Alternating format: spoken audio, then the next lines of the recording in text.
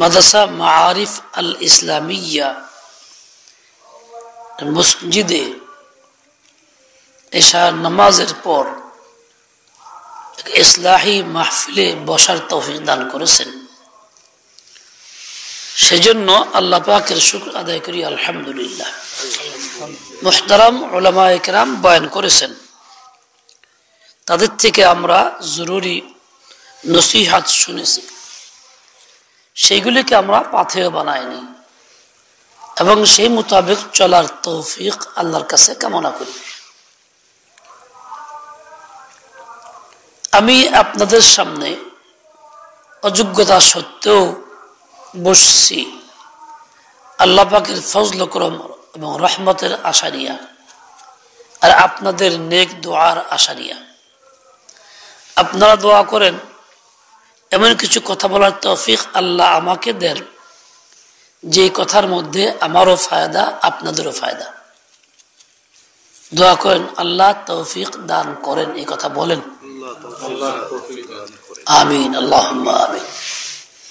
কোরআনে কারীমে সূরা নিসার 122-23 নম্বর আয়াত আমি আপনাদের সামনে পড়লাম। 122 নম্বর আয়াতে আল্লাহ তাআলা সুসংবাদ দিয়েছেন ঈমানদারদেরকে। সেটা কি? ওয়াল্লাযীনা আমানু ওয়া আমিলুস সালিহাত, যারা ঈমান আনে, আল্লাহকে বিশ্বাস করে, আখিরি নবী সর্বশ্রেষ্ঠ নবী ও রাসূল মুহাম্মদ সাল্লাল্লাহু আলাইহি ওয়াসাল্লামের প্রতি ঈমান আনে, তাকে বিশ্বাস করে, আল্লাহ তাআলার পাঠানো কিতাব, আসমানি কিতাব বিশ্বাস করে। আসমানি কিতাবের মধ্যে শ্রেষ্ঠতম কিতাব কোরআনে কারীম, যা আল্লাহ আমাদেরকে দিয়েছেন, যা বিস্তারিত বিশ্বাস করে আমল করে। আল্লাহ পাকের এক তৈরি মখলুক আছে ফেরেশতা, নূরের তৈরি, সে ফেরেশতা আছে এই কথাও বিশ্বাস করে। পরকালকে বিশ্বাস করে, এই জীবনই শেষ জীবন না, এরপরে আরেকটা জীবন আছে। ওইটাকে জীবন বলি না, আমরা মরণ বলি, কিন্তু ওটা একটা জীবন। ওই জগতে একটা জীবন, আলাদা জগৎ, সেটাও বিশ্বাস করে মরতে হবে, মরার পরে আবার উঠতেও হবে। আমার জন্য যা কিছু ঘটতেছে এই সব কিছু আল্লাহ পাকের ফয়সালা করা, যার অপর নাম তাকদীর। আল্লাহ পাকের ফয়সালা মোতাবেক দুনিয়াতে বাস্তবায়ন হইতেছে, এটাও বিশ্বাস করে। এই যে আজকে আমরা এখানে কিছু মানুষ বসছি, আলোচনা হইতেছে, শুনতেছি, করতেছি, আজকের এই মাহফিলের বিষয়ে আল্লাহর ফয়সালা আছে যা আমাদের ইলমে ছিল না। সেই ফয়সালা মোতাবেকই আল্লাহ তাআলা বাস্তবায়ন করাইতেছেন। কে কে আসছেন? নির্দিষ্ট যে কয়জন, এই নির্দিষ্ট ব্যক্তিদের বিষয়ে আল্লাহর ফয়সালা করা আছে, অমুক অমুক অমুক থাকবে এখানে, সেই মোতাবেকই এই কজনে আসছেন। কাজে এই সব কিছু আল্লাহ পাকের ফয়সালা মোতাবেক ঘটে, এটা আমাদের বিশ্বাস, এটা ঈমান। এই বিষয়গুলিকে বিশ্বাস করে অন্তঃকরণ দিয়া, ওয়া আমিলুস সালিহাতি, এই ঈমানের পরে সে নেক আমল করে।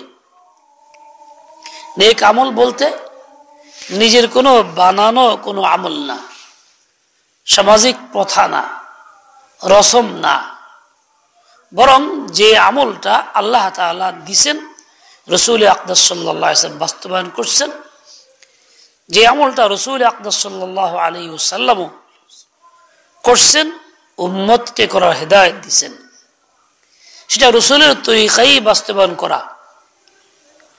এরকম নেক আমলও করে, নিজের মনে যেরকম চায় সেরকম না। দুটা বিষয় হলো, ঈমান আনে, দ্বিতীয় হলো নেক আমল করে। নেক আমলের স্থান দ্বিতীয়, ঈমানের স্থান প্রথম। আগে ঈমান, তারপরে নেক আমল।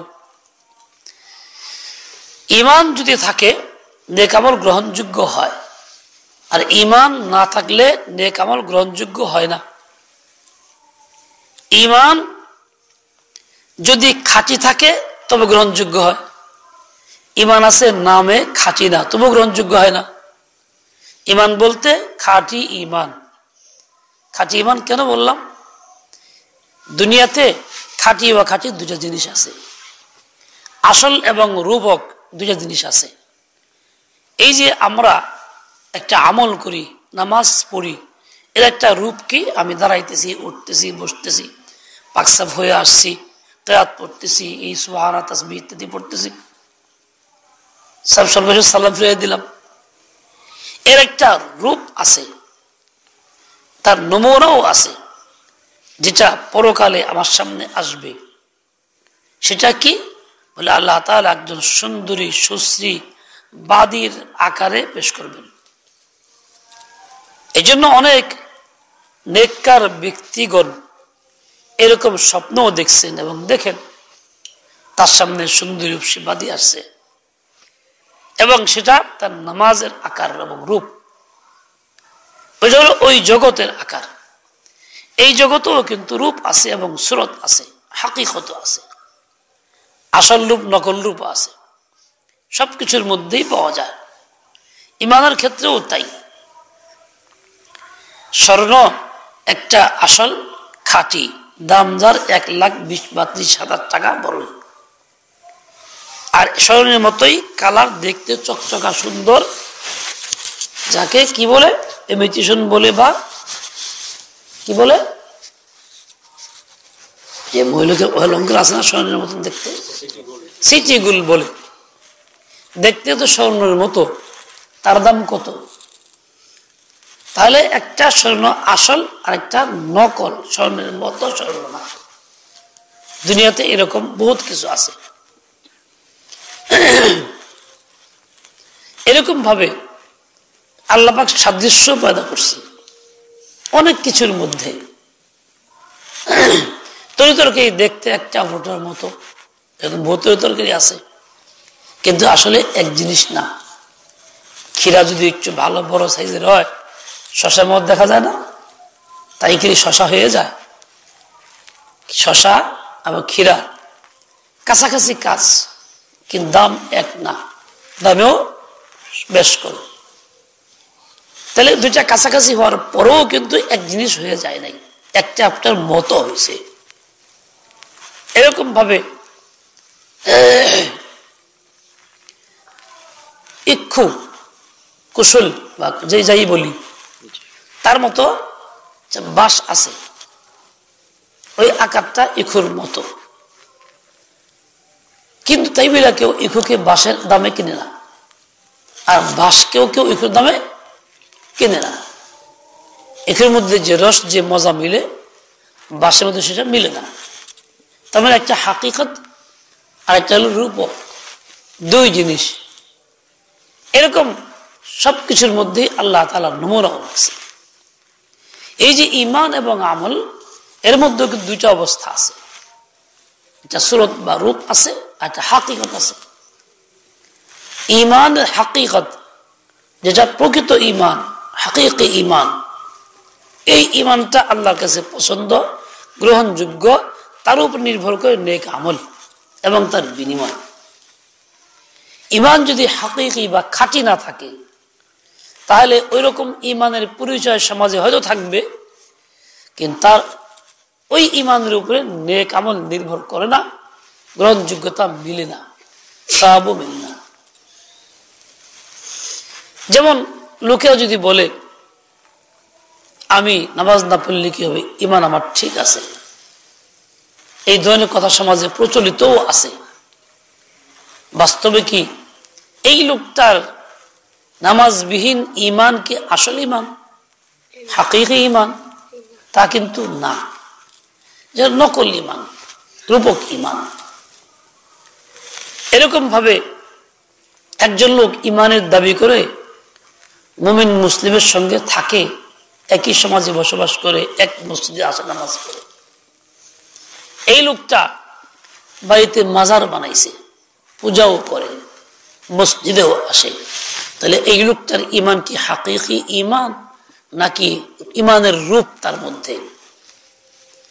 বাহ্যিক ঈমান তার মধ্যে আছে, হাকিকত নাই, প্রকৃত ইমান নাই। এরকম ভাবে একজন মানুষ ইমানের দাবি করে আর সেই লোকটা মূর্তির পক্ষে বয়ান দেয়, ওটাকে সমর্থন করে, কিংবা অন ইসলামকে পছন্দ করে, বলে সব ধর্মই ভালো, সব ধর্ম কাছে পছন্দ, তাহলে তার এই লোকটার ইমান কি আসলে ইমান আছে? উপরে পরিচয় ইমানের, নকল ইমান। তার মানে এই ইমান অবস্থায় যে আমল হয় ওই আমলটা গ্রহণযোগ্য না, ওই আমলের বিনিময়ের আশা করা যায় না। এইরকম ইমান নিয়ে দুনিয়ার থেকে গেলে তার নাজাতও মিলবে না। এরকম ভাবে যে লোকটা সমাজে বলে যে উৎসব সবার, ধর্ম যার যার, উৎসব সবার, এই লোকটারও দাবি হলো আমি মুসলিম, আমি মুমিন, এর কি ইমান আসলে আছে? এর হাকিকতের ইমান নাই, রূপে আছে, নামে আছে ইমান। এই ইমানের উপরে নেক আমল নির্ভর করে না, নেক আমল আজর সব মিলে না। বরং এইরকম ইমান নিয়ে দুনিয়ার থেকে চলে গেলে ওই বেমান হয়েই যাবে, সমাজে থাকবে ইমানের পরিচয়। মারা গেলে লোকজন বলবে জানার সময় খুব ভালো মানুষ ছিল, এই কাম করছে, ওই কাম করছে, আল্লাহর কাছে কিচ্ছু না, ফাও। একজন সাহাবী অসুস্থ হয়ে গেছেন, ইন্তেকালের আগে দিয়ে হঠাৎ বেহুশ হয়ে গেছে। তার পরিবারের লোকেরা মনে করছে চলে গেছেন নাই, তো কান্না শুরু করছে। মহিলারাতে অভ্যাস, কান্না শুরু করছে। কান্না শুরু করে এমন সব কথা, ওয়া জাবালা, হায় রে পাহাড়, এরকম শব্দ যে আরব দেশে বলতো আরবিতে শুরু করছে। আল্লাহর ইচ্ছা কিছুক্ষণ পরে হুঁশ ফিরে আসছে। ভাই তোমরা কি করতেছো, এরকম করতেছো কেন, তোমরা এসব বলতেছো? আর ফেরেশতা জিজ্ঞাসা করতেছে, তুই কি এরকম, তুই কি এরকম? তার মানে শাস্তি এর উপরে আসবে, তোমরা এই কেন করতেছো? দেখেন, দুনিয়ার থেকে যাওয়ার আগে নগদেই ফেরেশতা এই কথা বলতেছে, আর যাওয়ার পরে কি বলবে কল্পনা করা যায়? কাজেই ওয়াল্লাযীনা আমানু ওয়া আমিলুস সালিহাত, বিনিময়ে কি সানুদখিলুহুম জান্নাতিন তাজরি মিন তাহতিহাল আনহার, তাদেরকে আমি এমন সব জান্নাতে প্রবেশ করাবো যার নিচ দিয়া তলদি দিয়া এরকম নহর চলতে থাকবে। সুবহানাল্লাহ, শুনেই তো খুশি, খুব ভালো লাগে, আর নিজেও খুব তৃপ্ত, কারণ ইমানদার, আমার ইমান আছে, নেক আমল তো কিছু কিছু করি, কাজে আমি জান্নাতটা পাবো, আশাও করতেছি, স্বপ্নও দেখি, কল্পনাও করি। কিন্তু শর্ত আছে এমন ইমান যে ইমানটা হাকিকতে ইমান, প্রকৃতপক্ষে ইমান হইতে হবে, তারপরে নেক আমল, তারপরে গিয়ে এই সুসংবাদ। ইমান যদি রশ্মি হয়, সামাজিক ইমান হয়, কিংবা ইমান আনার পরে এই ধরনের কীর্তিকলাপ করা হয় যেগুলির দ্বারা ইমান ধ্বংস হয়ে যায়, যেগুলি পেশ করলাম। আরো আছে এরকম।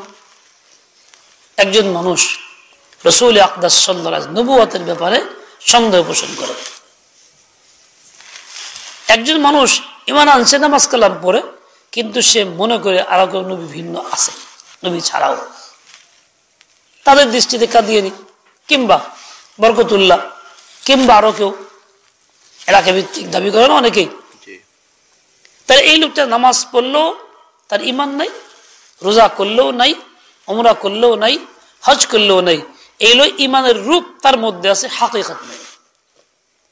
এইরকম ইমান ওয়ালার জন্য নেক আমল না, এরকম ইমান ওয়ালা নেক আমলের আজর পাবে না। এই লোকটার জন্য জান্নাতে সুসংবাদ নাই, শুধুমাত্র সামাজিকতায় আছে। এরকম ভাবে একজন ব্যক্তি এমনিতে মুমিন পরিচয়ে থাকে, নেক আমলও করে, হজ উমরাও করে, কিন্তু জীবন ভর সে ধর্ম নিরপেক্ষতাকে সমর্থন করে, পছন্দ করে, তার পক্ষে বলে, তার পক্ষে ভোট দেয়, মত দেয়, মিছিল মিটিং করে, এটাকে সে পছন্দ করে, এটার প্রতি বয়ান দেয়, বিবৃতি দেয়, কিংবা সে এইটাই সমর্থন করে যাচ্ছে নীরবে, বিপক্ষে কিছু বলে না, কখনো এর বিরুদ্ধে চিন্তাও করে না। জীবন পর সে নামাজ কালাম পড়লো, প্রথম কাতারের মুসল্লি, কপালে ঘাও হয়ে যেতে পারে, কিন্তু তার ইমান আসলে ইমান না, প্রকৃত ইমান না। এই ইমানের উপর নেক আমল গ্রহণযোগ্য না, এবং ওই নেক আমলের জন্য জান্নাতের সুসংবাদ নাই। এরকম ভাবে ইমান আনছে, মুমিন পরিচয়ে থাকে, কিন্তু মনে করে কি সকল ক্ষমতার উৎস জনগণ, সার্বভৌমত্ব কারাতে জনগণের হাতে। এই লোকটা মুমিন পরিচয়ে থাকবে, সমাজের মধ্যে মানুষ মনে করবে, নেক আমল খুব করবে, কিন্তু এই লোকটারও ইমান নাই। এই ইমান প্রকৃত ইমান না, রূপের ইমান, দেখতে ইমান আছে, রশ্মি ইমান আছে। এইরকম ইমান নেক আমল গ্রহণযোগ্য হয় না, বরং ফাও যায়, এবং ওই নেক আমলের জন্য জান্নাত হয় না। এই যে আমি কালিমাটা পড়ছি, ইমান আনছি, কি দিয়ে শুরু কালিমা? লা ইলাহা ইল্লাল্লাহু মুহাম্মাদুর রাসূলুল্লাহ। বলেন লা ইলাহা ইল্লাল্লাহু মুহাম্মাদুর রাসূলুল্লাহ। ইমানের কালিমা লা দিয়ে শুরু করা হয়েছে। আল্লাহ তাআলা প্রথম শব্দটাই লা দিয়েছেন। লা মানে না, না কি না করতেছি? কুফর, শিরক। এবং কুফর শিরকের যত প্রকার আছে, যত জুজইয়াত আছে, যত সমর্থক আছে, সাদৃশ্য যা আছে, এই সব কিছুকে একচুটে না, তারপরে ইলাহা ইল্লাল্লাহ। যদি আমি ইমান আনলাম, এসবগুলি লা করলাম না, বাদ দিলাম না, আমি সার্বভৌমত্ব আল্লাহ মানলাম না, রাসূলের তরিকা মানলাম না, ক্ষমতার উৎস আল্লাহ তাআলা মানলাম না, তিনটা জিনিস আমাকে মানতেই হবে। সার্বভৌমত্ব আল্লাহ, ক্ষমতার উৎস আল্লাহ, এবং তার সাথে মুহাম্মদুর রাসূলুল্লাহ সাল্লাল্লাহু আলাইহি ওয়াসাল্লাম শ্রেষ্ঠ নবী, শেষ নবী। আমার জিন্দেগির কাজগুলি হবে, নেক আমলগুলি হবে মুহাম্মদুর রাসূলুল্লাহর তরিকায়, সকল কাজ হবে তার তরিকা। তার তরিকা মানে কোনটা? তাসবিহ, জায়নামাজ, খানা আদব, দস্তরখানা, মিষ্টি খাওয়া, এরকম না। সকল ক্ষেত্রে চেয়ারম্যান সাহেবের বিচারের কার্যালয়েও, মেম্বার সাহেবের কাজেও, সংসদেও, সামাজিক মাতব্বরের মধ্যেও, মুফতি সাহেবের তালাকের ফতোয়ার মধ্যেও, ইমাম সাহেবের নিজের নামাজ কালামের মধ্যে, দোয়ার মধ্যে, তার চিন্তা চেতনার মধ্যে, প্রত্যেক ব্যক্তির যে সমস্ত কাজগুলি করে, সকল কাজের মধ্যে, মানুষ মারা গেলে মৃত্যু খরচ করার ক্ষেত্রেও তরিকা হবে মুহাম্মদুর রাসূলুল্লাহ। মারা গেলে দাফন তো হবে মুহাম্মদ রাসূলের তরিকা। দাফনের পরে যা কিছু করা হবে সব হবে মুহাম্মদ রাসূলুল্লাহর তরিকা। মোট কথা জীবনের ছোট বড় সকল ক্ষেত্রে মুহাম্মদ রাসূলের তরিকা হবে। তরিকা তো ছোট্ট এক জিনিস না, ব্যাপক জিনিস, অনেক বড় জিনিস, ব্যাপক অর্থে। আমি কয়েকটা কাম করলাম রাসূলের তরিকায়, নামাজ বাহ্যিক পড়লাম, রোজা রমজান রাখলাম, হজ টাকা আছে করলাম, উমরা মাঝে মধ্যে করলাম, কিন্তু বিচার আচার রাসূলের তরিকায় করলাম না, তালাকের ফয়সালা রাসূলের তরিকায় করলাম না। কিরকম? দুই পক্ষ বসছে, মাদ্রাসা ডাক দিছে, বললা কিছু হয় নাই, তালাক হয় নাই, মুখের তালাকে তালাক হয় না, কয়া দিয়ে দিলাম। তাহলে আমি রাসূলের তরিকা মানলাম না রাসূলের তরিকাকে আমি বর্জন করলাম? এই যে বর্জন করলাম, ইমান খতম হয়ে গেল, ইমান থাকলো না। মৃত ব্যক্তি যে মারা যাবে, মরে গেছে, তার ওয়ারিশরা বসছে, সম্পদ নিয়ে ঝামেলা, মায়ের কাছে খবরদার আমি সাথে সম্পদ বন্ধ করতে পারি না কেউ। এই মা রাসূলের তরিকায় আমল করলো না, তরিকাকে বর্জন করলো, তরিকা উপেক্ষা করলো, এর ইমান নাই। যদিও মুমিনের মা হইতে পারে, মা বাধা দিছে, রাসূলের তরিকা ছিল কি এই মুহূর্তে বন্ধন করো, নগদ বন্ধন করো, যত সম্ভব দ্রুত মৃত ব্যক্তির যাবতীয় কাজ সাইরা দ্রুত বন্ধন করে দাও, যাতে প্রত্যেক ঘরের স্বাধীন মতো তার হক পায়, এগুলি ভোগ করতে পারে, মানসিক যাতনা না থাকে। তালাক দিয়ে দিছে, ইদ্যত পালন করো, সমাজের মধ্যে চলছে, ইদ্যত পালন না করে ওই বৈঠকে বিয়ে হচ্ছে কাজের কাছে, তালাক দিয়ে আবার বিয়ে হইতেছে। আঞ্জাম দিতেছে কারা? নামাজি ব্যক্তিরা, মুমিন পরিচয়ের লোকজন, কিংবা সমাজে সমাজের মধ্যে এটা বিভিন্ন নাম আছে, তেনা, অপর নাম নেতা। তেনা বুঝেন? পুরা কাপড়ে তেনা কয় আমাদের দেশে, এটা উল্টা হলো নেতা। যে নেতা হয়ে যায় সে তেনা হয়, কারণ নেতা তো আল্লাহ রসুল তরিকা মানে না, তার থেকে প্রধান ব্যবস্থা করার চেষ্টা করে। মসজিদে আসলো, বাইরে গেল, জানাজায় গেল, তার 1 ঘন্টা ওয়াজ করা লাগে, সব মানুষের কষ্ট দিয়ে হোক না কষ্ট, তাতে কি হলো, আমার তো তেনাগিরি রাখা লাগবো, এই তার দেশে কইতেই হবে বলে। এইরকম অবস্থায় এই নেক আমল গ্রহণযোগ্য না, তার উপরে বিনিময় না। এর জন্য জান্নাতের সুসংবাদ না আয়াতের মধ্যে। শব্দ শুনলে ভালো লাগছে যে হ্যাঁ আসলে খুব ভালো হয়েছে, ইমানও আছে আলহামদুলিল্লাহ, আমল তো কিছু করি, তাহলে সাউদুখুলহুম জান্নাতিন তাজরি মিন তাহতিল আনহার খালিদিনা ফিহা আবাদার মধ্যে আমিও আছি। আমি খুব সহজে নিজেকে মনে করতেছি আছি, কিন্তু যিনি সত্যিকারের জান্নাতের সুসংবাদ প্রাপ্ত তিনি সহজে মনে করতেছেন না আছেন। তিনি বলছেন হ্যাঁ সর্বনাশ, আমার উপায় নেই, কি জবাব দিব আমি? ওমর ফারুক রাদিয়াল্লাহু আনহু জান্নাতি সুসংবাদ প্রাপ্ত, সিরিয়াল নম্বর কত নম্বর সিরিয়াল? 2 নম্বর সিরিয়াল। উনি ভাবেন না আমি জান্নাতি, ভাবেন নাই, হায় আমি কি জবাব দিব আল্লাহর কাছে, উপায়টা কি হবো, আমার অবস্থাটা কি হবে? উনি এই চিন্তা করছেন। ওসমান গনি রাদিয়াল্লাহু আনহু উনি 3 নম্বর জান্নাতি, কিন্তু উনি ভাবেন নাই। ওসমান গনি রাদিয়াল্লাহু আনহু একদিন বসে আছেন, কিছু চিন্তা বিভোর, বড় হাজিন ব্যথিত। ওমর ফারুক রাদিয়াল্লাহু যাইতেছে, ওখান থেকে যাওয়ার সময় সালাম দিয়েছে, সালামের জবাব দেন। তোমার তো খুব রাগী মানুষ, গেছেন আবু বকরের কাছে, খলিফার কাছে, ভাই এই ঘটনা, আমার সালামের জবাব দিল না ওসমান, বিচার চাই। আমাকে বললেন ওসমান তো এরকম মানুষ না, ওই সালামের জবাব দেওয়ার কথা, নিশ্চয়ই কোনো সমস্যা, চলো যাই। গেছে, গিয়ে সালাম দিয়ে জবাব দিয়েছে, কথা বলতেছে। আবু বকর বললেন ভাই ওসমান, তোমার ভাই ওমরের সালামের জবাব কেন দিলে না? ওসমান না তো, আমি এরকম কিছু করি নাই তো। কেন? অবশ্যই তুমি করছো। ওমর বলছে অবশ্যই তুমি করছো, তুমি সালাম দিছি, তুমি জবাব দাও নাই। এখন আবু বকর বলতেছেন ওসমান তুমি কোনো চিন্তায় ছিলা মনে হয়, ব্যস্ত ছিলা কোন বিষয়ে? কাহা কি ছিল যে চিন্তাটা তোমার? এত নিমগ্ন, ওমর গেল টের পাও নাই, সালাম দিল বলতে পারলা না, জবাব দিতে পারছো না, তাহলে কি এত ব্যস্ততা মগ্ন ছিলা তুমি, সেটা কি কাজটা কও দেখি।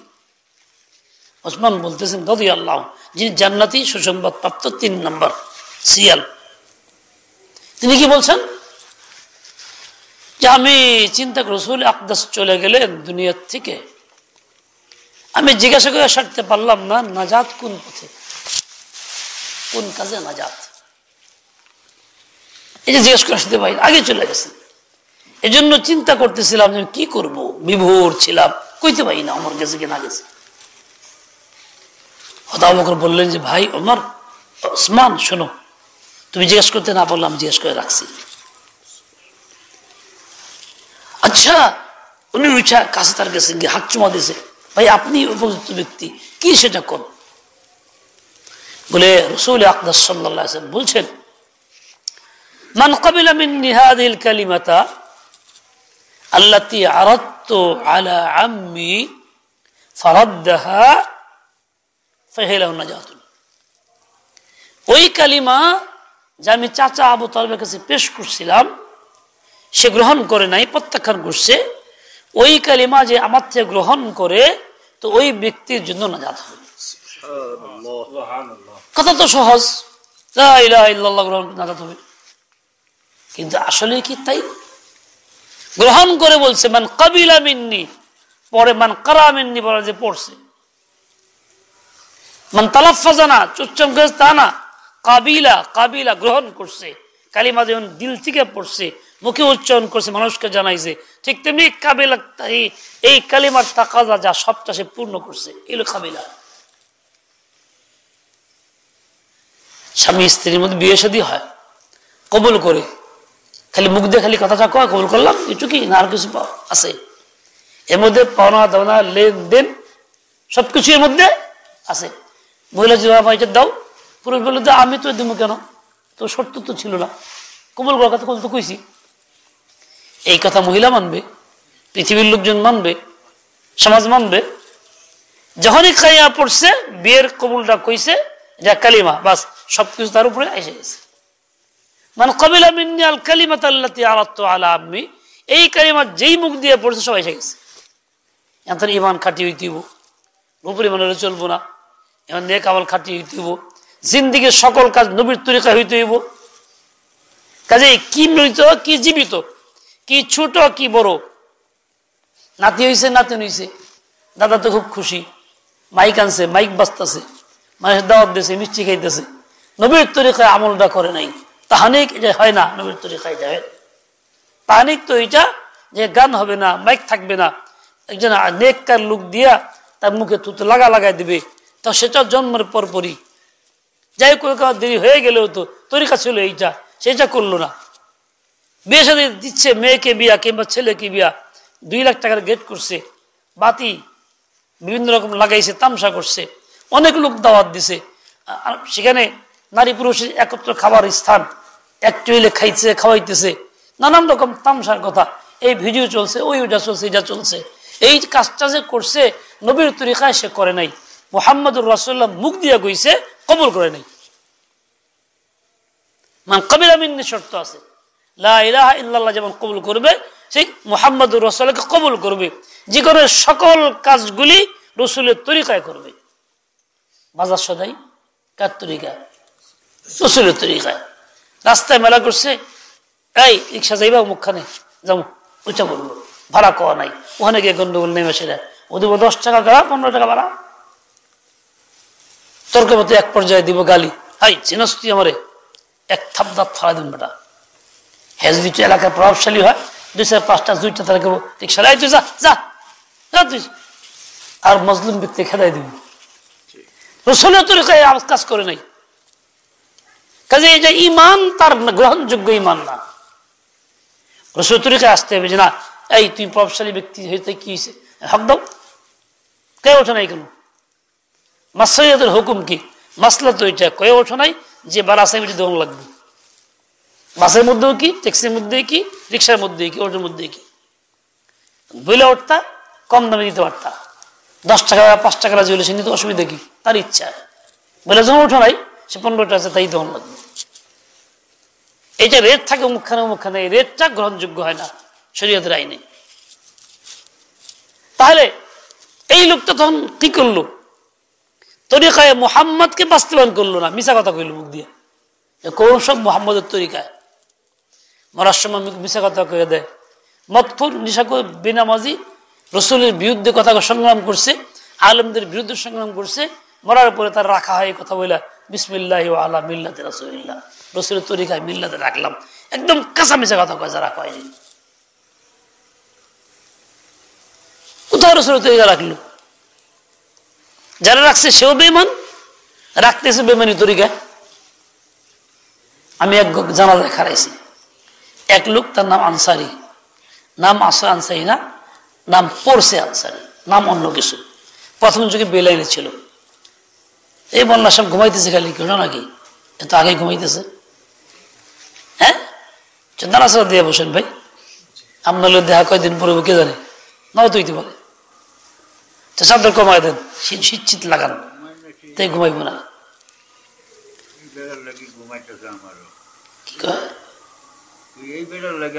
এই তো ঘুমাইতেছে, কাম বন্ধ করো, সেরে যাও, দেখবো আমাদের। মাশাআল্লাহ, জাযাকাল্লাহ। তো এই যে রাসূলের তরিকায় কাজ করলো না, মুহাম্মদুর রাসূলুল্লাহ সে বললো না, তাহলে কি হলো? ধোঁকা ধোঁকা ধোঁকা ধোঁকা। শর্ত হলো মান ক্বাবিলা মিন্নি হাযিল কালিমাতাল্লাতী আরাদতু আলা আম্মি। তাহলে শর্ত ঈমান শুধু মৌখিক ঈমান না, রূপের ঈমান না, সুরতে ঈমান না, হাকীকি ঈমান, প্রকৃত ঈমান। ঠিক ওয়া আমিলুস সালিহাত, এটা শুধু মৌখিক দাবি না, কিছু রসম পালন করা নয়, নবীর তরিকায় বাস্তবায়ন করা, ফরজ হোক আর ওয়াজিব হোক আর সুন্নত হোক আর মুবাহ হোক, সকল কাজগুলি। ঠিক তেমনি আইন বিচারের ক্ষেত্রে তাই। দেখেন, একটা হারামকে কেউ হালাল করতে পারে? পারে? কোনোদিন কেউ পারে না, বললেও হবে না। ইদ্যতের মধ্যে বিয়ে হারাম, বলে ওইসব পড়াই দিল, কাদের সব পড়াই দিল, মতবররা থাকলো, তাতে কি হালাল হয়ে যাবে বিয়া? কোনোদিনও হবে না, ও হারাম হারামই থাকবে। মদ হালাল না হারাম? হারাম। এই প্রচলিত আইনের দেশে মদের অনুমতি আছে না নাই? লাইসেন্স দেওয়া হয়, বিক্রেতাকেও ক্রেতাকেও দেওয়া হয়। কেউ চাইলে তার জন্য বাংলাদেশে আইন লেখা থাকে বৈধ। বৈধের খোলাসা কি? হালাল। সংসদ মিলে, ব্যক্তি মিলে লাইসেন্স দিলে, এটার পক্ষে মতামত দিলে কি হালাল হয়ে যাবে? যা কোরআনের সাথে সাংঘর্ষিক না, কোরআনের পক্ষের কথা, সাংঘর্ষিক কথা। বলে এইটা যে মানলো, বললো, সমর্থন করলো, সে তো মুহাম্মদ রাসূল তরিকায় থাকলো না, ইমানটাকে শেষ করে দিল। দাবি হলো মুমিন, নাম আব্দুল মুমিন কিংবা নাম মুমিনুল ইসলাম, রূপে মুমিন, ভিতরে কি নাই? ইমান নাই। বাংলাদেশে কথা কয় উপরে উপরে ফিটফাট, ভিতরে সদরঘাট। আমাদের সামাজিকতায় আমাদের অবস্থা এই দাঁড়াইছে, আমরা উপরে উপরে মুমিন, ভিতরে কাফের। ও ভাই, মুনাফিক ইমান আনছে, সোজা কথা। রাসূলের পিছনে নামাজ পড়ছে, 5 ওয়াক্ত জামাতে নামাজ কায়েম করছে, মুমিনদের সঙ্গে থাকতো, কাজকর্ম করতো, কোন যুদ্ধও গেছে মুমিনদের পক্ষে। তাই বিলা তারা কি মুমিন? তাদের ঠিকানা কই? জাহান্নামে। ইন্নাল মুনাফিকিনা ফি দারকিল আসফালি মিনান নার। কে তাদের ঈমান তো ছিল, নবীর সঙ্গে থাকছে। যেই নবীর গায়ের স্পর্শ থাকলে কাপড়ে আগুন জ্বলে না দুনিয়ার।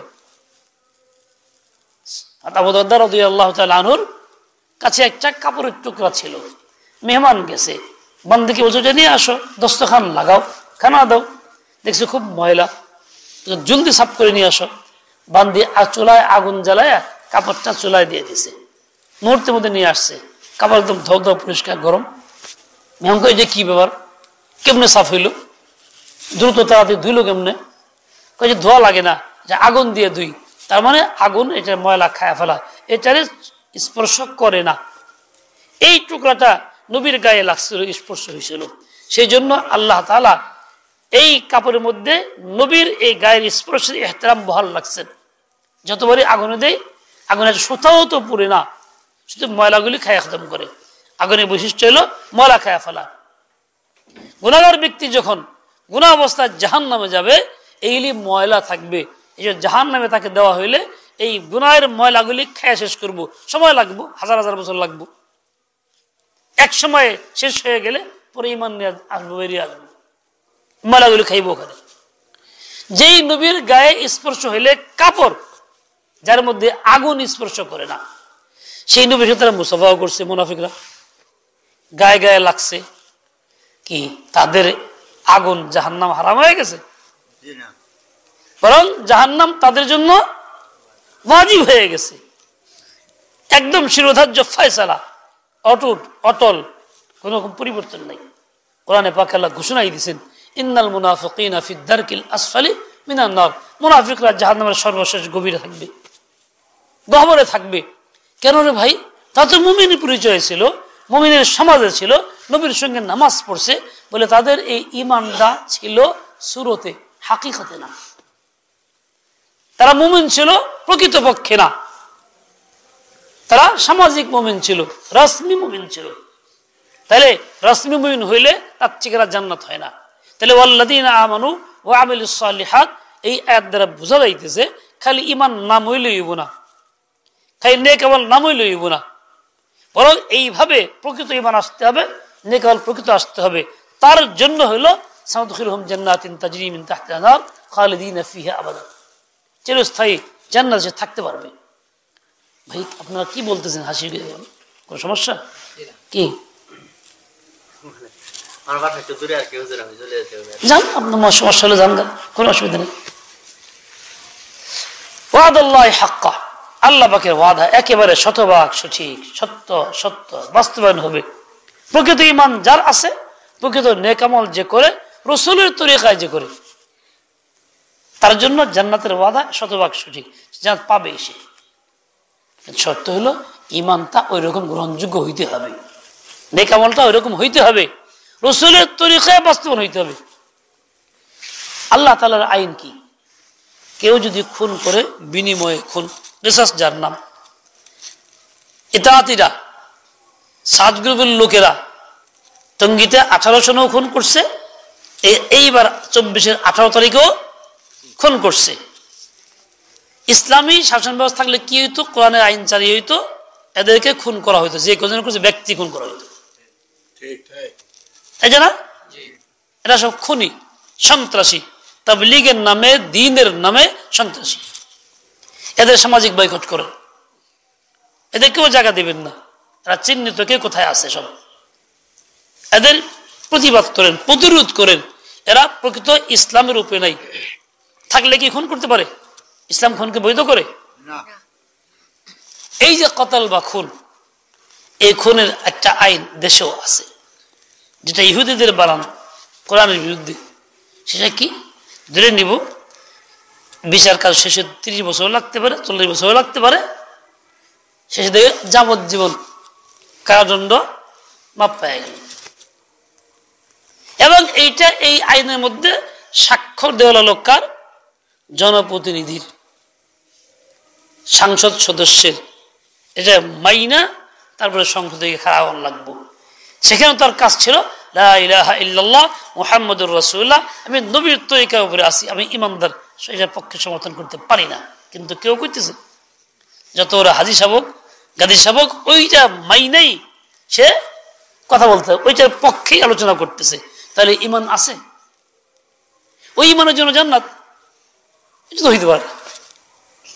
তাহলে জীবনের রন্ধ্রে সকল ক্ষেত্রে এইভাবে ইমানের গুণ ধরছে, প্রকৃত ইমান থাকতেছে না। কাজে আমি যদি এটাকে চিন্তা না করি, ফিকির না করি, প্রকৃত নিজে না আনি, সমাজে বিস্তার না ঘটাইতে পারি, তাহলে এরকম উম্মতের মধ্যে হাজার হাজার লক্ষ লক্ষ লোক ইমান হারা হয়ে দুনিয়া থেকে চলে যাবে। এর অর্থ এই না খালি মুখে মুখে দাওয়াত দাও লা ইলাহা ইল্লাল্লাহ, এর অর্থ এই না খালি মুখে মুখে কও লা ইলাহা ইল্লাল্লাহ, এটা কইলেই ইমান হয়ে গেল, তা না। লা ইলাহা ইল্লাল্লাহ হিন্দুরাও বলে, মুশরিকরাও বলে, এই বলার কোনো কিনা গ্রহণযোগ্যতা নাই। তুফান আসলে লা ইলাহা কতবার কয়? বাংলাদেশ স্বাধীনতা যুদ্ধের সময় কত হিন্দুরা আল্লাহ কালিমা পড়ছে, 9 মাস পরে যেই সেই স্বাধীনতা হয়ে গেল, যেই সেই তো এই কালিমা পড়ছে। ওইটা কালিমা গ্রহণযোগ্য হয়েছে? কালিমা কি জন্য পড়ছে? দিল থেকে, জীবন বাঁচানোর লেগে না, দেখানোর লেগে পড়ছে। বলে দেখানোর জন্য কালিমাটা ইমান না। আমাদের সমাজ জীবন দেখতেছি, যা বাস্তবে হাজারো আছে। দেখেন না, আমাদের দেশের প্রচলিত রাজনীতিতে যারা লিপ্ত অনেকেই এরকম আছে, সবাই না, অনেকেই আছে নামাজ কালাম পড়ে না, ভিন্ন লাইনের। যখন নাকি ইলেকশন আসে নামাজ শুরু করে, মুসলিম মসজিদে যায়, জবান নামাজ পড়ে, দোয়া চায়, টুপি টুপি লিবাস লে আহে, ইলেকশন গেলে গা কি যেই সেই। তারা এমনি কামলটা কি জন্য? আল্লাহর জন্য, নবীর তরিকায়। নবীর তরিকা হলে সারা জীবন থাকতো, মৃত্যু পর্যন্ত থাকতো নবীর তরিকা হইলে। বোঝা গেল এটা আসলে কি না নেক আমল না, এটা লৌকিকতা, মানুষকে দেখানো। ইমানের টাকা যায় না, কালিমার টাকা যায় না। কালিমার টাকা হলে কি হতো? সে রাজনীতি করুক বা না করুক, ভোট প্রার্থী হোক বা না হোক, সবসময় তার চলতো ইমান এবং আমল। প্রার্থী হয়ে ফেল করলেও চলতো, পাস করলেও চলতো, কিন্তু তা তো চলতেছে না। এটা ইমান না। ও ভাই, যেমন নাকি ওই তরকারি কেলাকুজ আর পটল দেখতে একরকম, তাই বিল্লাহ কেলাকুজ পটল হয়ে যায় না। এরকম ভাবে এই ইমান, সামাজিক ইমান, রশ্মি ইমান আর প্রকৃত ইমান দেখতে একরকম হইলেও প্রকৃত ইমান হইয়া যায় না। ওই ইমানের জন্য নাজাত নাই, জান্নাতও নাই, আল্লাহ পাকের সুসংবাদ নাই। দ্বিতীয় কথা, দ্বিতীয় আয়াত, লাইসা বিআমানিয়িকুম ওয়ালা আমানিয়্যি আহলিল কিতাব। দেখেন, একদল ধর্ম নিরপেক্ষতার কথা বলে, একদল লোক, যেটা কুফর। ধর্ম নিরপেক্ষতা মানলে ইসলাম মানা হইলই না। ইসলাম মানে সব বাদ দিয়ে একটাই মানছি, এটা আমার দিন, ইন্নাদ দীন ইনদাল্লাহিল ইসলাম। আমাকে ইসলামের পক্ষে থাকতেই হবে। যদি অপব্যাখ্যাও দেয়, যার যার ধর্ম সেই করবো, আমি কোনো বিশেষ ধর্মের পক্ষে না, এটাও কুফর। তোর ধর্মের পক্ষে থাকুন লাগবো, এটাও কুফর। আচ্ছা, কাজে ওই সমর্থন, জীবন ভরা সমর্থন করলো ওইটা, মিছিল মিটিং করলো ওইটা, তাহলে ইমানের স্রোতে কুফুরের সমর্থন করলো। ইমানের স্রোত কুফুরের সমর্থন করলে তার ইমান থাকে না, গ্রহণযোগ্য না, মরার সময় মেনে মরব। কারণ ভিতরে যা আছে ওটাই বাস্তবায়ন হবে, উপরে বাস্তবায়ন হবে না। কন্যা এই লিবাসে, এই টুপি, এই দাড়ি, এই লিবাসে মুনাফিক হয় নাই, কাফের হয় নাই? এই লিবাসে নাই অন্য ধর্মের যাজক, ধর্মযাজকরা কত দেখতে, কত সুন্দর ফিটফাট লিবাস, মনে ওর উপর আল্লাহ ওলি, কিন্তু এই লিবাসে আল্লাহ ওলি হইলেই দেয়া গেলে ওলি হয়ে গেল না।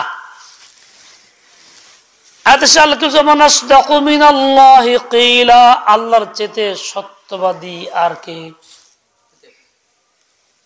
আল্লাহ তাআলা সত্যবাদী, যা বলছেন শতভাগ সত্য বলছেন। তুমি যদি আল্লাহ থেকে এটা পাওয়ার আশা করো, নিজেকে ওই রকম সাচে গড়ো যেরকম সাহাবা একরাম করছে। ওইরা কিদা আমিনুন কামা আমানান নাস ক্বালু আনুমিনু কামা আমানাস সুফাহানা। দ্বিতীয় আয়াত, লাইসা বিআমানিয়িকুম ওয়ালা আমানি আহলিল কিতাব। ইহুদিরা কইতো আমরা জান্নাতে যাব, আমরা আল্লাহর একান্ত প্রিয়, নাহনু আহাদ, হ্যাঁ আহিব্বা। নাসারারা কইতো আমরা আল্লাহর ছেলে, সন্তান, আমার কাছে ভালো আর জান্নাতে আমরাই যাব। যখন ইমানের দাওয়াত তাদের কাছে পৌঁছতো, তখন তারা এই জবাব দিত। আল্লাহ বলছে লাইসা বিআমানিয়িকুম, তখন মনের আশা পুরাইব না, তোরা যা আছে তাই হইব না, তখন মন মতো আল্লাহ ফয়সালা করবো না। ওয়ালা আমানি আহলিল কিতাব, যেন মুশরিকদের মন মতো হবে না, ঠিক আহলে কিতাব নাসারা খ্রিস্টানদের, ইহুদিদের মন মতো হবে না, তাদের মনে আশাও পুরা হবে না। বরং তারা যে অপকর্ম করতেছে, ইমান বিরোধিতা করতেছে, ইমানের পক্ষে থাকতেছে না, ইমান থেকে বিমুখ হয়ে যেতেছে, এর জন্য যে পাপ, এর শাস্তি নিশ্চিত পাবে। কেন? মাইয়ামাল সুআন ইউজজা বিহি, আল্লাহ স্পষ্ট বলে দিয়েছেন, মাইয়ামাল সুআন, যে অন্যায় করবে, ইউজজা বিহি, আল্লাহ পাক তাকে সেই অন্যায়ের যথাযথ শাস্তি দিবেন, বিনিময় দিবেন। আল্লাহ তাআলা আয়াতের মধ্যে মূলনীতি বলে দিয়েছেন। এখন মান ইয়ামাল আম, শুধু ইহুদি, শুধু নাসারা, শুধু মুশরিক তা না, আল্লাহ পাকের যে কোনো বান্দাবান্দি কোনো বদ আমল করবে, ইসলাম গ্রহণ করার পরেই হোক কিংবা আগেই হোক, চাই শিরক কুফরি হোক কিংবা এটা বাদ দিয়ে অন্য কোনো কবিরা গুনাহ হোক, এই সকল ক্ষেত্রে ইউজজা বিহি, আল্লাহ তাকে তার বিনিময় শাস্তি যা দেওয়ার তা পরিপূর্ণই দিবে। এই ক্ষেত্রে কোন রকম নড়চড় হবে না। গুনার শাস্তি কি? অনেক কিছু।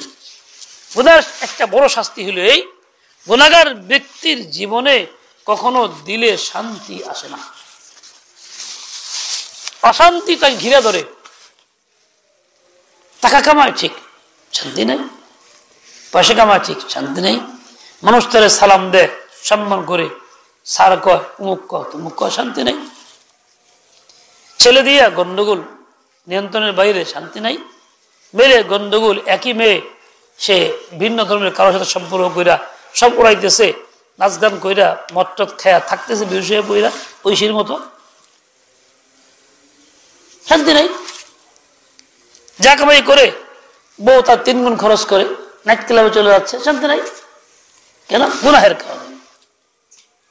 গুনাহ তার বাড়িতে রাখছে, নিজের মধ্যে গুনাহ আছে, পর্দারাই এক গুনাহ, সে নামাজ তরক করে আরেক গুনাহ, এরকম হাজারো গুনাহ ঘরের ভেতর চলতেছে। এই জন্য সব দিক থেকে অশান্তি, অশান্তি, অশান্তি, অশান্তি। এই একটা অশান্তির শাস্তি সারা দুনিয়ার জগতের সবার মধ্যে আছে। যদি ঘোরা করে থাকে,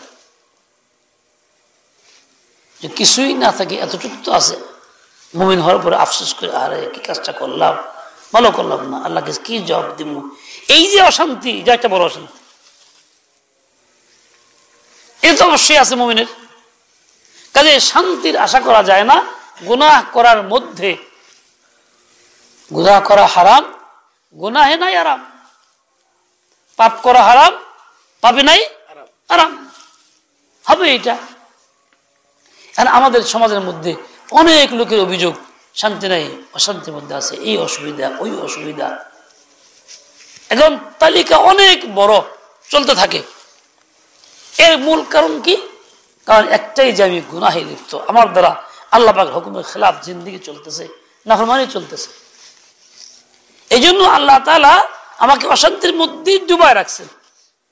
এটার হল কিন্তু দুনিয়া কোনো সুরতে হবে না, সমাধান দুনিয়া সুরতে হবে না। সমাধান একটাই, পাক্কা তওবা করো, জিন্দেগি বদলাও, দিলে শান্তি আসবে, সব ক্ষেত্রে শান্তি আসবে। এক বুজুর্গ চলছেন, ঘোড়া পালতেন, ঘোড়া সফর করবেন, তো ঘোড়াটা খুইলাই না, ঘোড়া ওঠার জন্য উনি প্রস্তুতি নিয়েছেন। ঘোড়া লাফালাফি শুরু করছে, থামে না, উঠতে দেয় না, উনি উঠতে পারতেছেন না। কি ব্যাপার? খুব পরেশান হইতেছে, চিন্তা করছে, আচ্ছা এই বাচ্চা তুমি এই কাজে এনাইছো, ভালো করে বসো।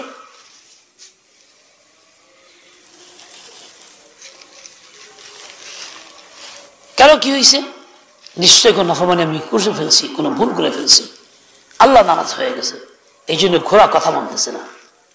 এই চিন্তা করে তওবা শুরু করছেন, আল্লাহ আমি তো জানি না কোনটা করে ফেলছি, নিশ্চয়ই অন্যায় তো করছি, আমরা সতর্ক করায় দেন, মনে করায় দেন।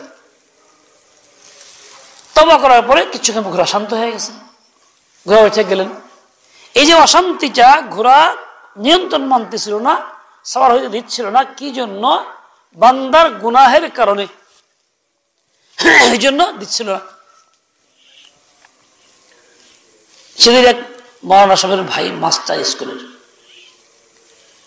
কথা বললাম, গাড়িতে উঠলাম, একসঙ্গে দাঁড়ায় সরিষ্ঠে নিয়ে গেলাম, রাস্তা নামাই দিছি। প্রসঙ্গে জিজ্ঞাসা করলাম, বাড়ির অবস্থা খোঁজখবর নিলাম। আগে থেকে পরিচিত, তার একটা বোন আছে, বয়স হয়েছে 50 বছর, কিন্তু বিয়ে হয় নাই, বিয়ে হয় নাই। আচ্ছা, এই যে বোনটাকে নিয়ে তারা চিন্তিত, পরিশান। 2-3টা ভাই তারা, এক ভাই ঢাকায় থাকে, বড় ব্যবসায়ী, চাকরি করতে এখন ব্যবসায়ী, আরেক ভাই বড় আলেক, মাদ্রাসার মুহতামিম, আরেক ভাই মাস্টার এক স্কুলের, দুনিয়ার নিয়ে প্রতিষ্ঠিত আছে সবাই। বোন তার বিয়ে হয় নাই, বাড়িতে থাকে, একা একা করে কষ্ট করে, এখনো বিয়ে হয় নাই। আবার একটা কি, পিছনে একটা গুনাহ আছে, বুঝে নাই গুনাহটা কি। ওই ছোট খালি পড়াইছে, স্কুল কলেজে এটা সেটা লম্বা খালি পড়াইছে। যখন বিয়ের বয়স ছিল, চাহিদা ছিল, তখন বিয়ে দেয় এখানে পড়াইলই, কোর্স শেষ, এই পাশ করাইলই, সেই পাশ করাইলই, অথচ তার এই সেই পাশ করাটা ছিল কবিরা গুনাহ। তার বিয়ে ছিল আগে, কেন? দিন শিখে নেই, দুনিয়া শিখেছে, বেপরদা পাঠাইছে, সহশিক্ষা করাইছে, যে হারাম। দুনিয়ার শিক্ষা হারাম না, কিন্তু এই পদ্ধতি হারাম। আচ্ছা, এখন এই যে বিয়ে না দিয়া দীর্ঘদিন পড়াইতে পড়াইতে মনে হয়েছে এখন শেষ বয়সের, এখন কেউ নেয় না, এই অবস্থা। এই যে বিয়ে হইল না, 50 বছর বয়স হয়ে গেল, আর বিয়ে আছে, বয়স কোথায় আছে? এখন তো কোনো ইচ্ছেও না নিবে ওরা। এই জীবনটা তার এভাবে নষ্ট হয়ে গেল। আল্লাহ তারা তো সত্যি মানুষকে বানাইছেন, তার প্রয়োজন পুরা করছেন। এমনকি ওয়াখালাকনাকুম আজওয়াজা, জোড়া তো আল্লাহ বানাইছেন, কিন্তু সে জোড়া যত সময় গ্রহণ করে নাই। এর ফল কি হয়েছে? অশান্তি। এই যে অশান্তিটা হইল এমনিতেই না, আল্লাহ জোর করে দেয় নাই, বরং তার নিজেদের হাতের কামাই। বোঝা যায় না, মানুষ বলতে আমরা তো কোনো অন্যায় করি নাই, কারো মাথা বেরিয়ে দেয় নাই, ক্ষতি করি নাই, আমার এরকম হবে কেন? এই যে নিজের পায়ে মাথা বাড়িয়ে দিছে, নিজের বায়ে বাড়িয়ে দিছে, মাথা বাড়িয়ে দিছে, গুনাহ করলো, নাফরমানি করলো, আল্লাহর হুকুম মানলো না, রসুলের তরিকা আমল করলো না, এদিকে নজরই যায় নাই। কত বড় গুনাহ, নিজের গুনাহের প্রতি নজর না যাওয়া। কত বড় অন্যায়, নিজের অন্যায়কে অন্যায় না মনে করা। তাহলে কত বড় বেখেরের মধ্যে আমরা আছি, গুনাহ করি, গুনাহ মনেই করি না, তার দিকে নজরই নাই। এই যে একটা অশান্তি, এরকম যত অশান্তির ঘটনা আছে সকল ক্ষেত্রে এইটাই আছে, কোনো না কোনো গুনাহ পিছনে রয়ে গেছে। একজনের বিয়ে হয় না, ছেলে কিংবা মেয়ের, এমনি গুণাগুণ ভালো, আখলাক ভালো, মানুষের মিশে ভালো, সবকিছু ভালো, কি জন্য বিয়ে হয় না? আসলে মূল একটা গুনাহ আছে। গুনাহ কি? অহংকার। অমুকে ছোট লোক, ওর সাথে আত্মীয়তা করা যাবে না। অমুকে মা গ্রামে থাকে, অশিক্ষিত মা, ওখানে যাওয়া যাবে না। অমুকের বাপ এরকম, তাকে সমাজে মুখ দেখানো যাবে না। আরে অমুকের বাপ 2 বিয়ে করছে, সি সি সি সি, 2 বিয়ে কয়েক অপরাধ করছে, সে তো চরিত্র নষ্ট করে নাই, সে গুনাহ থেকে বাঁচছে, সিসি করে ওইটা ঘৃণা করছে। আর নিজে খুব পাক পবিত্র, অহংকার, আমি খুব ভালো, আমি ওইরকম নিচু না, আমি ওইরকম ছোট না, আমি ওরকম মূর্খ না, আমি সামাজিক ভাবে এটা তো একটা অহংকার যা ভিতরে বসবাস করতেছে। এই অহংকারের শাস্তি কি? দিন যাইতেছে বিয়ে হইতে, দিন যাইতেছে বিয়ে হচ্ছে না, এটা অহংকার নগদ শাস্তি। আমি একদিন নৌকায় উঠছি, গুদারা নৌকা, ছিলেন গুদারা কারে কয়? এপার থেকে ওপারে যায়, নদীর মধ্যে। এই পার থেকে উপরে যাইতেছিলাম, এর মধ্যে 2 জন আলাপ করতেছে, তারা এক বয়সের, একজন বিয়ে হয় নাই, তো বিয়ে হয়ে যেন প্রস্তাব দিতেছে, অমুক চেয়ারম্যানের মেয়ে, দেখছি ওটা এই সমস্যা, অমুক ব্যবসায়ী মেয়ে, দেখছি ওটা এই সমস্যা।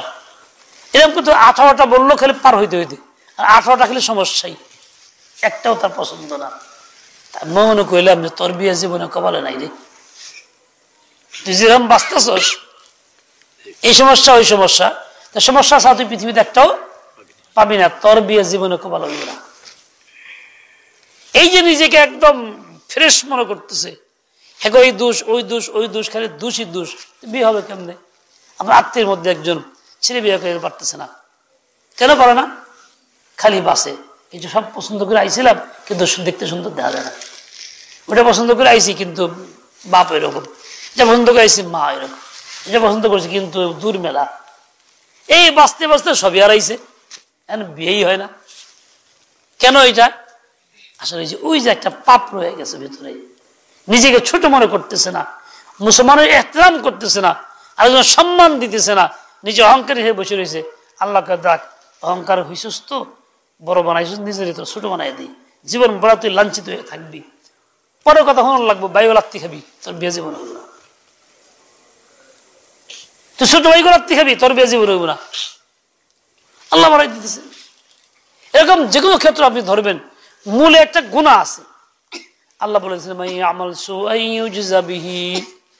গুনাহ যদি তুমি করো নিশ্চিত মনে রেখো শাস্তি তুমি পাইবা। প্রথম শাস্তি অশান্তি, দ্বিতীয় শাস্তি কি?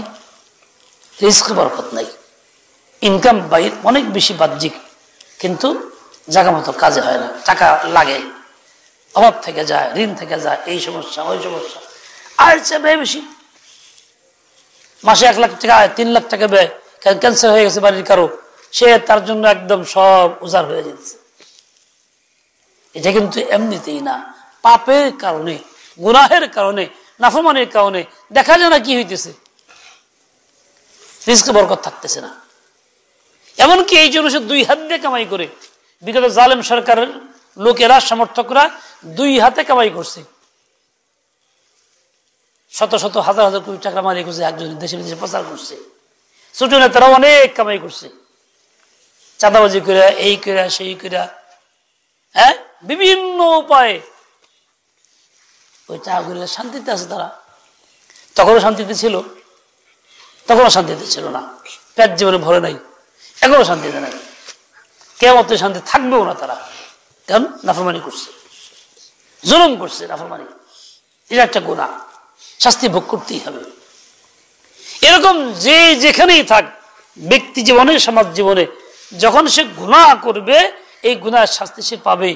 কাজে এই নেক আমলের সুরত দইরা, ইমানের সুরত দইরা থাকলেই নাজাত পাওয়া যাবে না, এরই মধ্যে গুনাহ করলে শাস্তি হইতেই থাকবে, এই সুরতেও হবে। মান ইয়ামাল সুআন ইউজযা বিহি ওয়ালা ইয়াজিদ লাহু মিন দুনিল্লাহি ওয়ালিয়্যান ওয়ালা নাসীরা। পৃথিবীতে সে না সাহায্যকারীও পাবে না, ওলিও পাবে না আল্লাহ ছাড়া। কাজে তার একটাই পথ, তওবা করো, ভালো হও, আল্লাহর কাছে নিজেকে সুপর্দ করো, আল্লাহকে সাহায্যকারী বানাও, তাকে সব বেঁচে না। যেমন গুনাহের শাস্তি অশান্তি, গুনাহের শাস্তি রিজকের মধ্যে তঙ্গি, গুনাহের শাস্তি প্রয়োজন পূর্ণ না হওয়া। এটা জিনিস খুব দরকার, খুব চাইতেছে, খুব তালাশ করে, কিন্তু মেলে না। পাত্রের পাত্রী মেলে না, পাত্রীর পাত্র মেলে না, চাকরিহীন ব্যক্তি চাকরি মেলে না, কর্মহীনের কর্ম মেলে না, কোন জিনিস তার দরকার সংসারে প্রয়োজন সেটাও মেলে না, সময় মতো পাইতেছে না। এটাও কিন্তু গুনাহের শাস্তি। এই যে বৃষ্টি, বৃষ্টি বন্ধ হয়ে যায়, বৃষ্টির মৌসুম যখন দরকার বৃষ্টি পাই না, পানি যখন দরকার পানি পাই না। সিলেট ডুবছে বছর 2-3 আগে, অসময়ে ডুবছে। নোয়াখালী এবার ডুবাইছে অসময়ে। এসময় কি বর্ষার সময় ছিল, পানি দরকার ছিল না, পাপের শাস্তি, জাতীয়ভাবেই পাপের শাস্তি।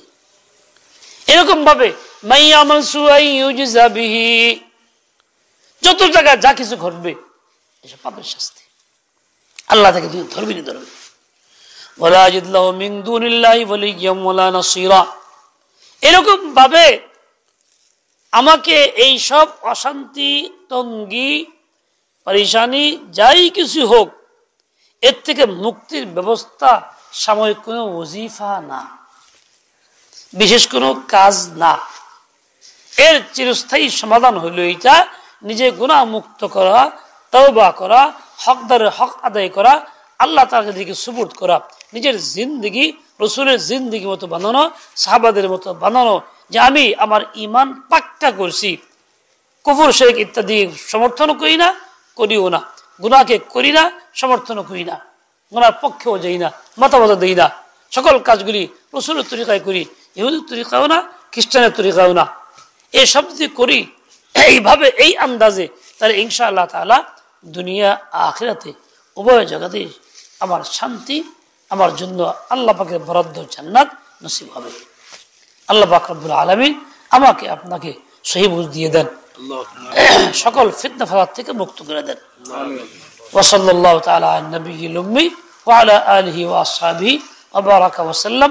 সুবহানাকা আল্লাহুম্মা ওয়া বিহামদিক, আশহাদু আল লা ইলাহা ইল্লা আনতা, আস্তাগফিরুকা ওয়া আতুবু ইলাইক।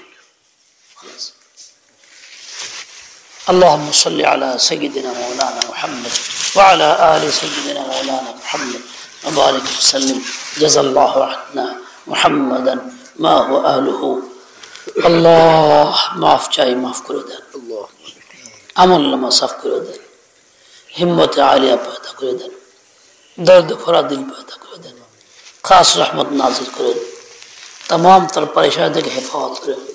ইয়া আল্লাহ দিমাগ দুরুস্ত করে দেন, মেজাজ ঠিক করে দেন, শরীয়তের মেজাজ বানায় দেন, ইবাদত আমল খাঁটি করে দেন, পরিপক্ক ঈমান নসিব করেন, ঈমান বিরোধী সকল কাজ থেকে বাঁচার তৌফিক দেন, ঈমান বিরোধী সকল কাজের প্রতি ঘৃণা পয়দা করে দেন, নেক কাজে আগ্রহ বাড়ায় দেন, আপনার খাঁটি বান্দা বান্দি আমাদের বানায় দেন।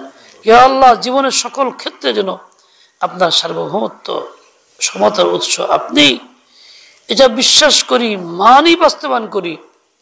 আপনার নবীর তরিকায় একমাত্র তরিকা, এই 511 আইন সহ যা কিছু আছে ইসলাম বিরোধী, কোরআন বিরোধী কোনো আইন যাতে আমি অন্তরে বিশ্বাস না করি, কোনো আইনের পক্ষে, বেআইনের পক্ষে সমর্থন না করি।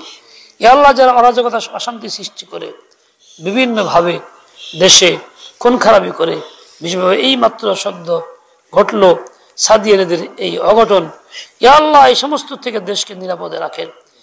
দেশ ও জাতির শত্রু, এদেরকে চিহ্নিত করার তৌফিক দেন। ইয়া আল্লাহ এরা শত্রু দ্বারা পরিচালিত, এদের হেদায়েত দেন, হেদায়েত দেন, হেদায়েত দেন, দ্বীনের কাজকে আগে বাড়ায় দেন। আল্লাহুম্মা কুম বিনা রাউফুর রাহিমা। সমাজ যারা বিভিন্ন দলের ইয়া আল্লাহ নেতৃবৃন্দ নামে পরিচিত, তাদেরকেও হেদায়েত দেন, সহিবুজ দিয়ে দেন, কুফরি মতবাদ থেকে হেফাজত করেন। ইয়া আল্লাহ আমাদের পাক্কা ঈমান নসিব করেন। রব্বানা তাকাব্বাল মিন্না ইন্নাকা আনতাস সামিউল আলিম। আল্লাহ মাদ্রাসাকে কবুল করেন, দিন দুগুনা রাত চুগুনা তারাক্কি দিয়ে দেন। ইয়া আল্লাহ মসজিদকে আপনি কবুল করেন। আল্লাহ জাহিরি আসবাব আপনি মওজুদ করে দেন, খাজানায়ে গায়ব থেকে মুহাইয়া করে দেন, যা লাগে তা তাকে দিয়ে দেন। ইয়া আল্লাহ, অনেকে আছে কিছু মনের বিরুদ্ধে কিছু ঘটলেই হুমকে দেয়, মাদ্রাসা বন্ধ করে দিব, মাহফিল বন্ধ করে দিব। ইয়া আল্লাহ, বন্ধ করার মালিক তো আপনি, যে আপনার দ্বীনের কাজ বন্ধ করতে চায়, আল্লাহ তারে আপনি বন্ধ করে দেন। আল্লাহুম্মা কুল্লা খাইরিন লিকুল্লি মুসলিমিন ওয়া মুসলিমা বিরহমাতিকা ইয়া আরহামার রাহিমিন। সাল্লাল্লাহু আলাইহি ওয়া সাল্লাম। আসসালামু আলাইকুম ওয়া রাহমাতুল্লাহ।